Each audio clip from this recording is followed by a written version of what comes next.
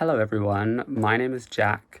I'm 29 years old and I live in London. So if you didn't know me well, you may not know that I am always in physical pain 24/7. Chronic pain or chronic illness presents such a drastic change in your life circumstances for anyone. It will likely have an impact on your relationships, your career, your finances, future prospects, decision making, ability to participate in society.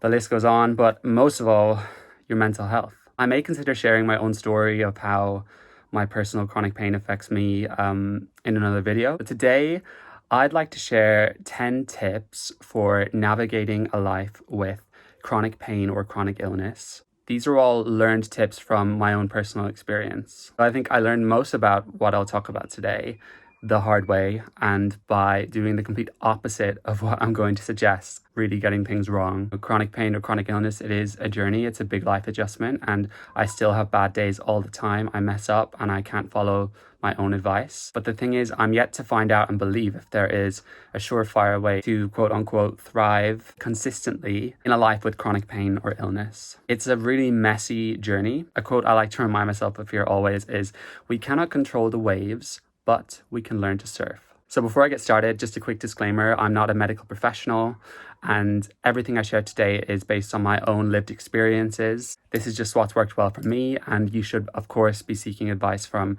a medical professional for whatever it is you deal with. Also, I just want to say that what I'm talking about today is more based on physical pain or illness, and while the mental health side is heavily enmeshed with this, I think dealing with chronic mental health issues alone would benefit from its own set of tips and tricks, because I think some of this does not apply. Some of this may not necessarily apply to someone with depression or anxiety, for example, on its own. With that said, let's get into it. Tip number 1 is to refuse to let your physical condition become your identity. What do I mean by this? You have a new physical problem that's now affecting you every day. The way you plan your activities, make decisions, the way you communicate with people. And of course, you desperately want it cured, or at least you want to find a way of managing it so it doesn't debilitate you on a daily basis. And when these answers are not necessarily to be found, at least yet, it's natural for it to become the sole focus of your life. Every time you see or catch up with a friend or family member, it is perfectly normal for it to become the thing that you talk about. This absolutely happened with me. I think over time, my life updates slowly became my health and my pain updates. And then even more, I slowly began to associate my physical condition with how I view myself and who I am as a person. It's even harder when you have a sort of obsessive temperament like I definitely do. And the funny thing is that many people with chronic pain actually tend to be of that kind of personality type, something I'd love to discuss in future content. But of course, none of this is actually true. Yes, this is something that I deal with. I need to deal with it every day. It does impact everything. But there is so much more to who I am than this condition. I would find myself worrying and ruminating on whether other people are now starting to view me as someone with pain or illness. When they think of Jack, they immediately think of he's having a really tough time. He's going through this thing that's a huge part of him. But I also realized that if I do not want this to become my identity and I choose how to show up in the world in front of other people, then nobody else is going to decide that for me. If I don't let it define me, then no one else will. If anyone does, then I would question whether they're the right kind of person to have around and support you through this time. Someone in my life has type 1 diabetes, diagnosed a few years ago.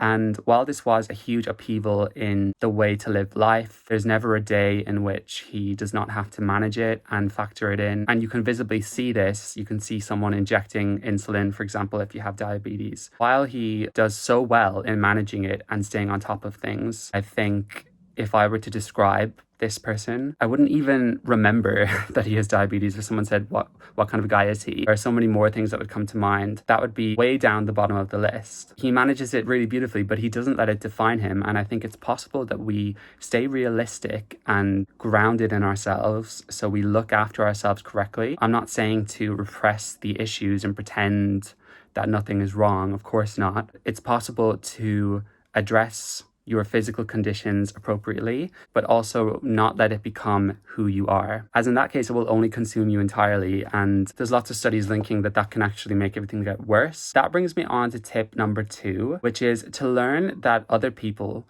will never fully get it.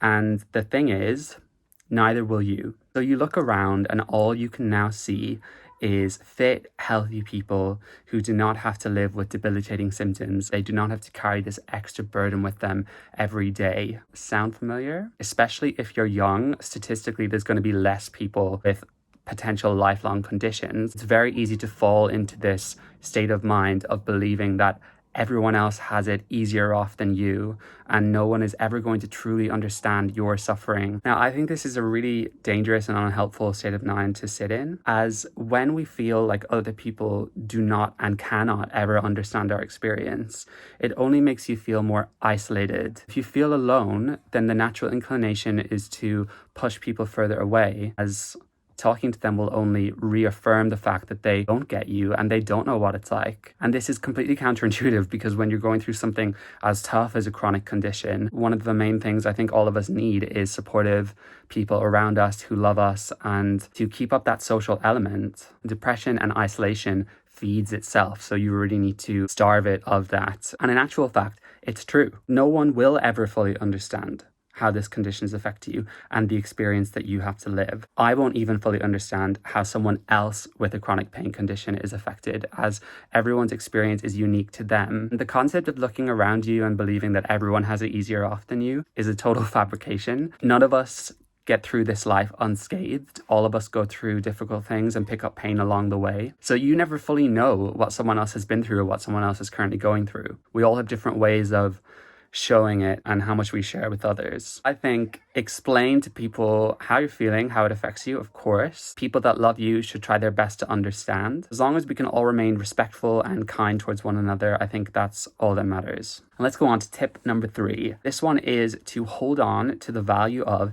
impermanence. I have been interested more in Buddhist philosophy since going through this experience, and while this is not intended to sound religious, as a principle this is really useful here. So impermanence is one of the key doctrines of Buddhism, asserting that all conditioned existence without exception is transient, evanescent, and inconstant. In other words, nothing lasts forever. Why do I think of this when I consider my physical suffering? Sometimes the voice in my head is so strong and overpowering that I will never get better and this will never go away. Even more, that this will possibly get worse, that it's so easy to believe it. But the truth is that no one knows what the future will bring. Our bodies are always changing, and the brain in particular, in which all pain is created, is incredibly neuroplastic, and the body you're living in today is not the same one that you were in 5 years ago. There was a time and place when this affliction did not affect me. Therefore, it is quite possible that there will be a future reality where the same is the case, and it's not part of my life. If you're thinking, well, I have a physical condition that is incurable, or there is just no way that is possible, the field of medicine is always advancing. There's always new things being discovered. So we really don't know what is possible. There are conditions being cured and solved at the moment that would not have been possible in the past. Even if it is impossible,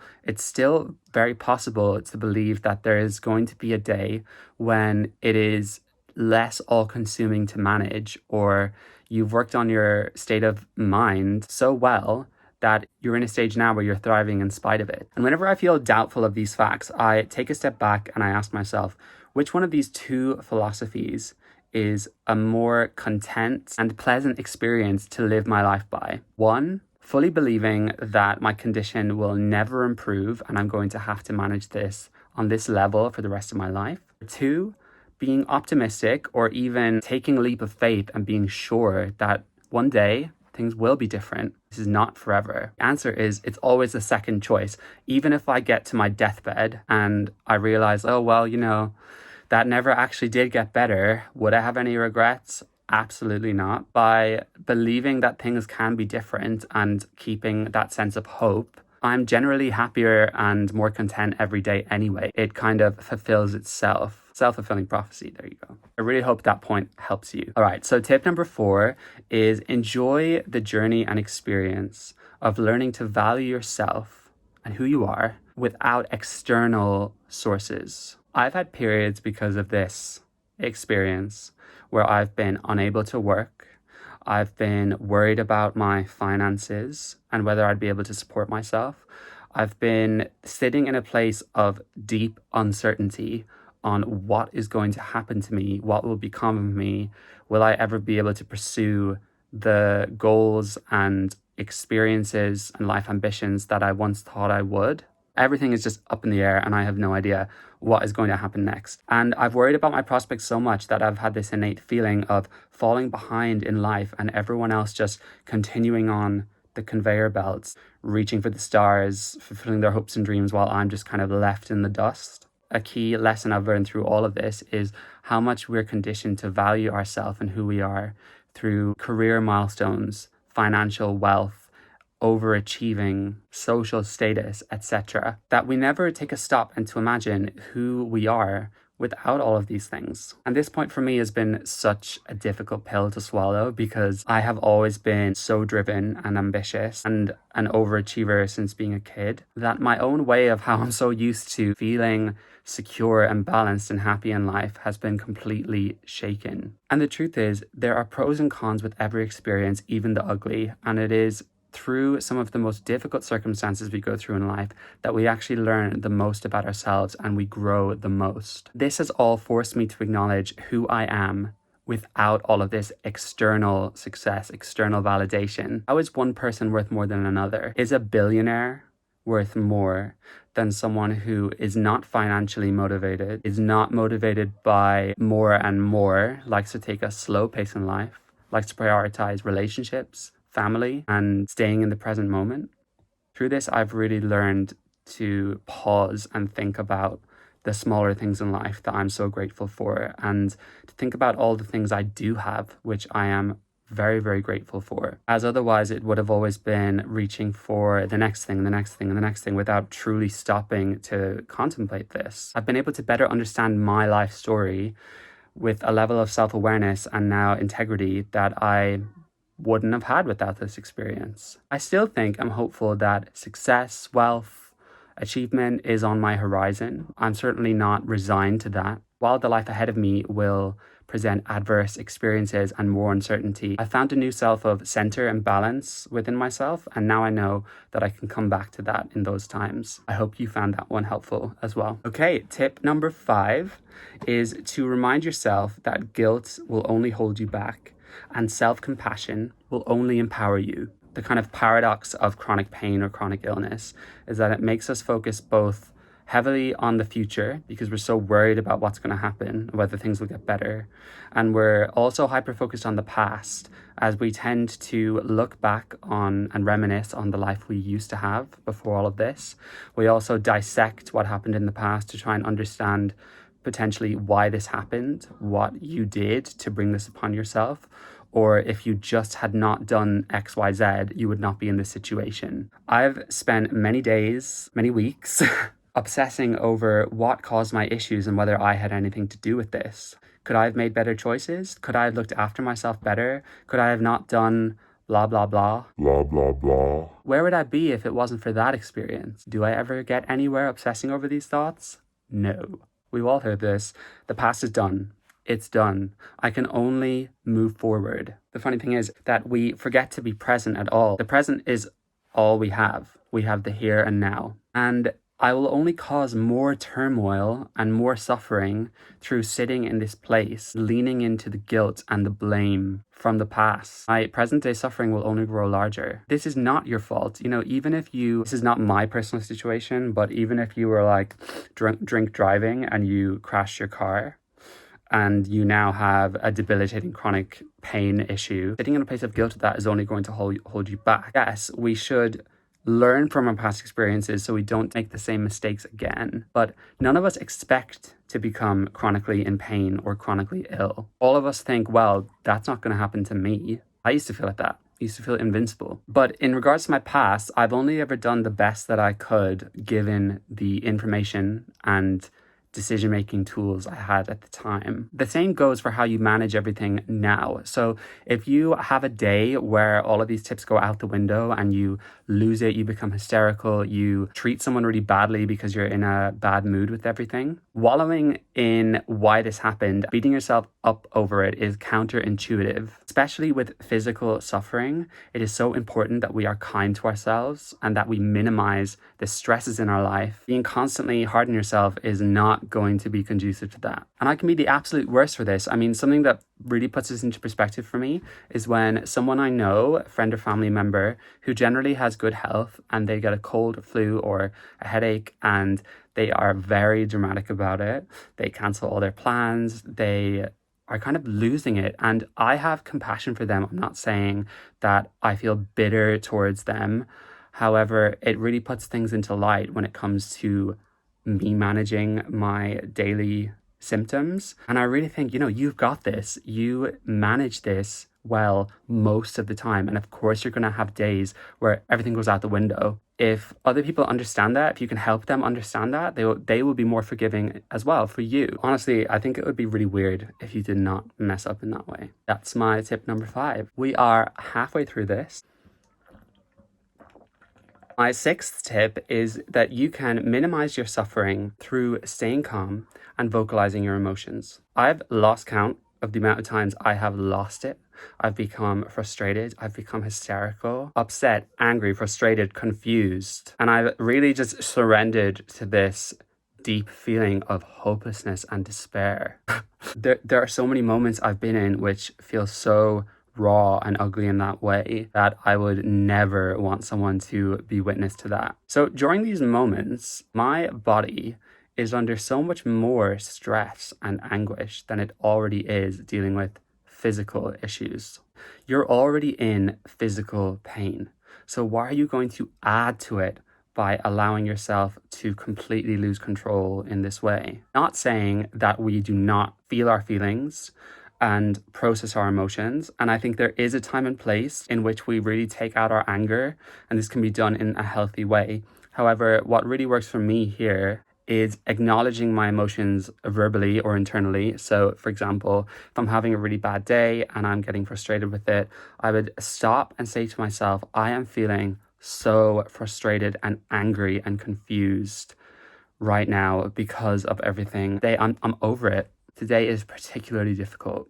And I had to go through an adjustment period to understand why always giving into the kind of hysteria is not actually helpful. And the same can go for kind of the thoughts that you really lean into. So in the past, when I've been, for example, at work for the day and my symptoms have been really bad, when I allow myself to hyper focus on, oh my God, how am I going to get through my day of work? Will these get worse throughout the day? Is everyone else going to know? What about when I talk to people? Is it going to be obvious? And the spiral continues. In my mind, my current circumstances that day at work are not going to change. I could go home, that's an option.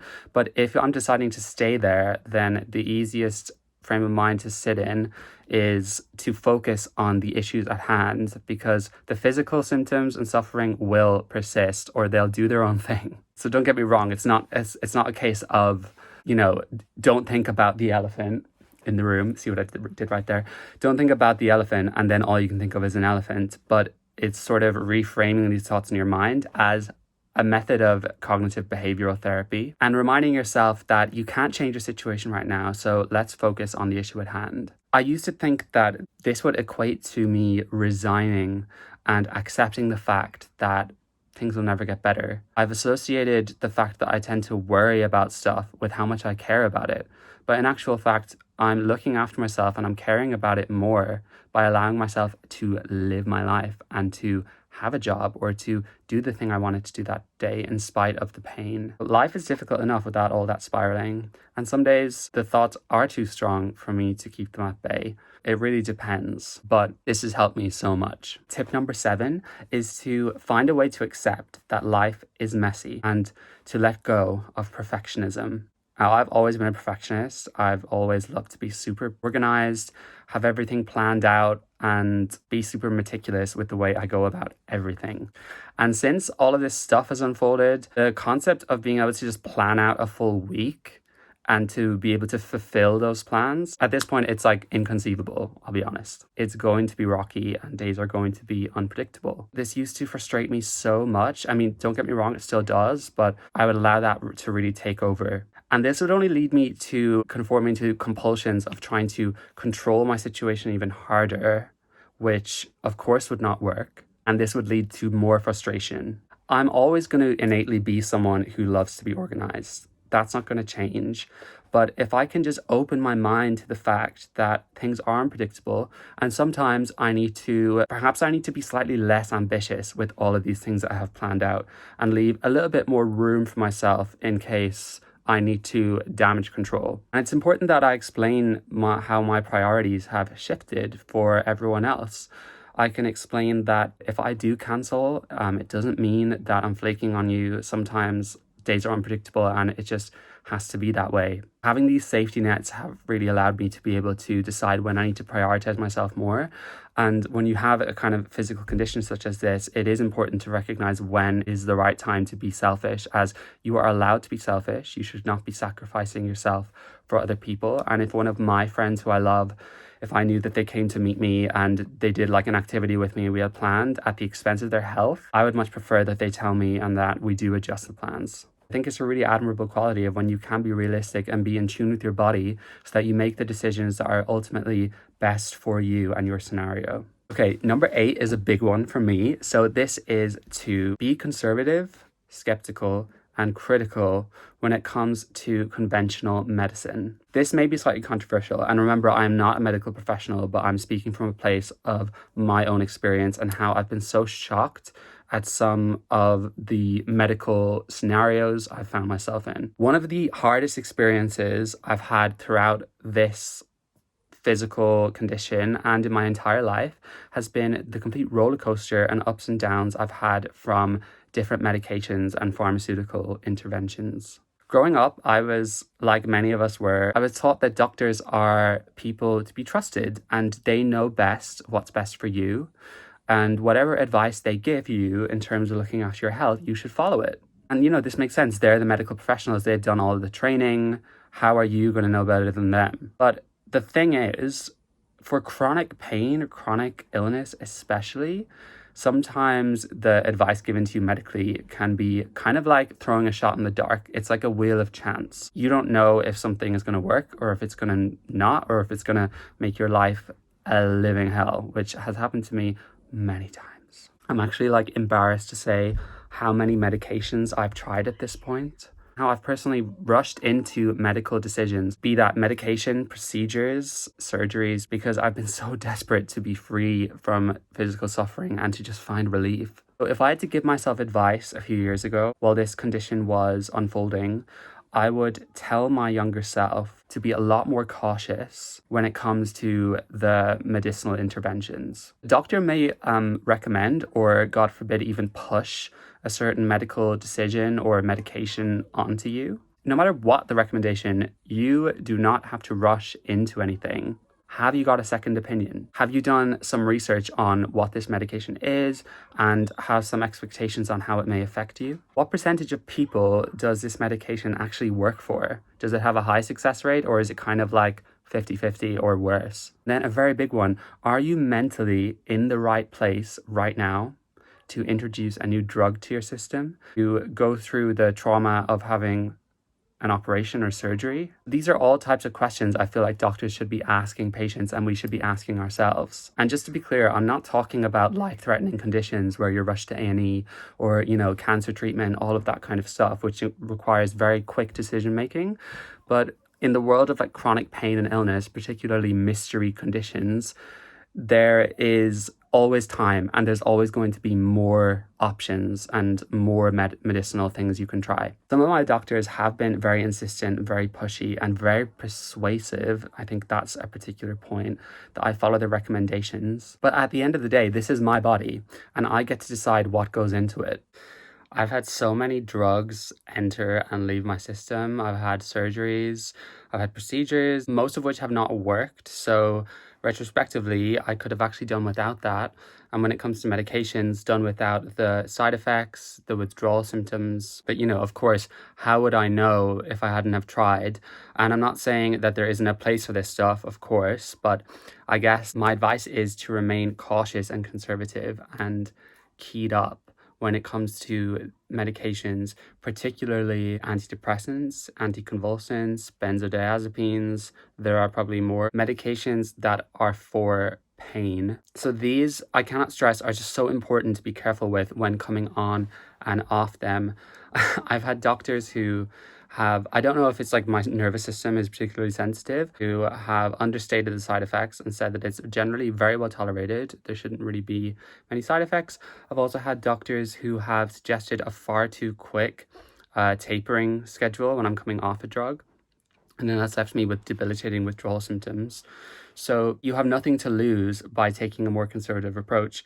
If someone says take 20 milligrams for 4 days and then go up to 30, you could always start at 10 milligrams and go up after a week. And if I had done that, then there would have been many days that I would not have lost, because I would have been still able to function and live my life instead of being like locked in a room with intense withdrawal symptoms. And also, there's so much more than just pharmaceuticals. I think it's wise for anyone to be open to natural remedies, holistic medicine, lifestyle changes. And I think these things will only improve your life regardless. If I could also go back, I would probably advise myself to try these things first instead of just running to take a pill. And I know it's obviously easier to say, no, I'd rather just take a pill and things for things to get better. But I think until you've experienced the highs and lows of medications, then you realize the value in trying to work on things yourself first. Now, tip number 9 is to take breaks from the quest. So the quest is the name I've ended up giving to my somewhat never, ever ending journey and pursuit I've had to get better. There have been many times when I've been so burnt out from looking for the next thing that I've failed to recognize what I've really needed at that point in my life was to take a step back and take a break. And putting pressure on yourself and giving yourself a timeline of when you want to get better may actually be counterintuitive to making recovery. I've now come to realize that there have been many moments when I've been actually addicted to trying to solve my problem and find a solution. And of course, I can understand why, because I have a debilitating condition which is affecting my whole life, and I just want to get back to living my life the way it was before. But Googling a new idea or medication or symptom soon became a daily, if not hourly, activity of mine, as habitual as someone else might have of just going on Instagram and scrolling. That was my new dopamine drug. Controversial opinion coming up here, so feel free to disagree with me, but I've been part of many Facebook support groups for various conditions, and I've also seen Reddit forums where people discuss their conditions, medications, etc. I've definitely seen a similar personality type and traits of people who tend to spend their time on these. I've seen many people who seem to be plagued by levels of very high intense anxiety and obsession over their physical symptoms, so much to the point that they're scrutinizing every tiny detail, most of which will probably be insignificant. And I think moreover, there's a toxic and damaging element to this, as I have often seen posts where people take a photo of like their face or a part of their body, and they're asking people, what do you think this is? And then you have all these comments saying like, oh my God, this might be like lupus, you need to get checked. And none of them are medical professionals. So I really don't think it's helpful. I think it feeds into that fear-mongering mentality. And there was a day when none of us had access to the internet at the tip of our fingers. So if you wanted to Google or search for more answers to your condition, then it just wasn't possible. So I think you naturally had a space between yourself and trying to look for the next thing. With any sort of group and collective, such as a support group, I think it has a time and place. I've definitely had some positives to be gained from those, but overall, there's going to be toxic elements of it. So I think it's so important that you just recognize that and you think about it. How much is that actually contributing to your general health and well-being? Whatever you can do to put that gap between yourself and the quest, the better. Whether it is taking a few weeks off, trying to get better, whether it's just focusing on one intervention at a time before you think about what's next, or even say, okay, I'm only going to schedule medical appointments on Fridays, and this can be the day when I Google stuff, when I read things, when I go on these support groups, when I pick up medication, and the rest of the week you're just living your life and you're doing your best to live the best life you can in spite of your condition. I'm 3.5 years down the road with my own personal journey, and looking back, there have been so many days that I've wasted obsessing over this. Many of which I could have spent time doing other things. The last thing I want to do is look back in another 3.5 years and just say that I continued on that same behavior and God forbid things got even worse, and only do yourself a service by trying to get that space. When it comes to looking for the next solution or the next thing to try, these things will always be there. If you want to take 6 months off because it's been a hell of a road, do it. As long as you're obviously not in some sort of life-threatening circumstance. But with the case of chronic pain, most of the time your life is not at risk. It's just your quality of life that's severely at risk. So, that stuff, more medications, more doctors, more specialists, more modalities of treatment will always be there. So you can take your break, you can take your mental respite and go back to it. And this is something I've recently decided to do myself. I got a very deep intuitive feeling that now is the right time to take an actual full step back. I've had short periods here and there. I'm talking like a year. I have devoted so much of my time to this. So my constant worry has been, oh, if I give up, then what if I have to live with it forever? Well, sure. But I've also not tried not trying, if you know what I'm saying.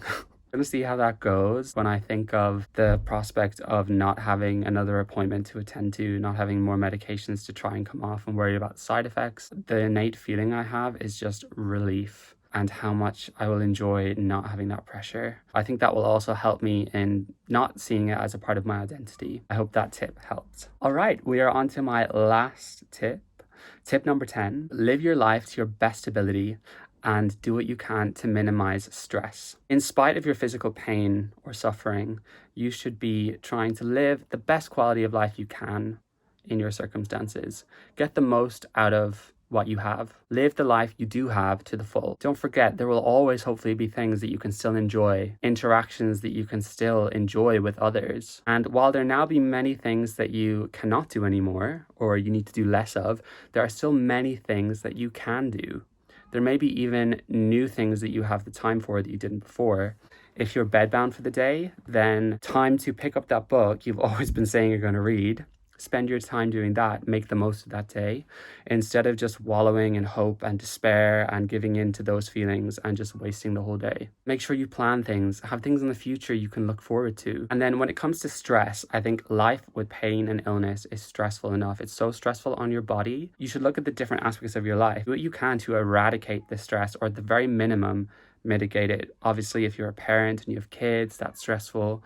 And I know that you can't change that, nor would you want to. However, maybe your job is super intense and stressful and it's having a negative impact on your life. You need to find something with a bit more space for a couple of years. Perhaps there are toxic people in your life who are causing too much drama, and now is the time to take a big step back from them. This is advice that anyone could benefit from, but I guess when you have a physical condition that needs managing, then it sort of forces you to look after yourself better. And these things will only have positive impacts on every other aspect of your life. One more thing I want to say about this is when people ask me, how are you? I got into a pattern of always kind of hearing this as, how are you today? And how are the symptoms today? My answer was always dependent on that. If I was having a particularly hard day or I was struggling with the mental side of it, then I would be saying, I'm not very good. Or in actual fact, I went a very, very long time without saying I'm good at all. Whereas now I've learned to reframe when people ask me this and see it in a way as, okay, I have this thing going on, be that as it may, how good am I? Regardless, am I as well as possible? If I'm as good as I can possibly be in spite of it all, then my answer is, yeah, I'm great. How are you? This helps a lot. It helps me feel like I still have a life worth living. It's so important. Okay, so I truly hope that those 10 tips helped you a lot. I put a lot of thought into them and they've helped me in particular so much. I'm always learning. I'm learning new things about myself through this experience. And I don't really know what my intentions are for this channel at the moment or these videos. This is quite a niche area. I'm not expecting it to get many views. My way of thinking going into this was, if there is one person whose life I can help through this, then that is enough for me. So I'd really appreciate it if you can let me know, if you watch this, in the comments what you thought of it, whether any of these tips work for you or whether you have extra tips, whether you disagree with my tips. I'm here to read all of it, so looking forward to that. And I want to say that if you are suffering from chronic pain or chronic illness, then my heart goes out to you. You are not alone. You are part of a community of people all over the world who have these things to deal with,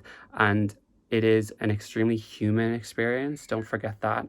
It is part of the human condition. And finally, I want to just leave you with this quote. It is by Maya Angelou, and it states, "At the end of the day, people won't remember what you said or did. They will remember how you made them feel." Hope you enjoyed that one. If you did like this and you want to see any future videos I may make on my story and everything else I have to say about this, please hit the subscribe button and the notification bell. Like this video as well if you can. And thank you very much. I'll hopefully see you in the next one. Bye.